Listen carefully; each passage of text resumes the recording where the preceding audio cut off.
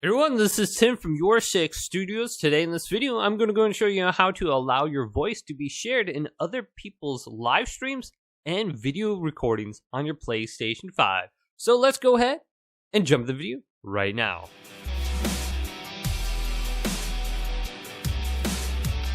So if you want to allow your voice to be shared, this is very easy to do. The first thing we need to do is open up a party. So let's go to the quick menu by pressing the PlayStation button, then going to the party screen right here, then join a party. So I'm already in a party with one of my friends. Just go ahead and join that and then go to join party or view voice chat channel right here. And what we need to do is go to the voice chat settings. So scroll on over to the three dots where it says more and select this now. Then go on down to settings.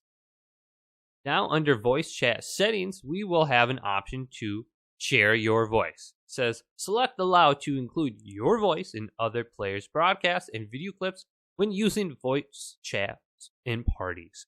So go ahead and select allow to share your voice, and this will also share your voice in their video clips.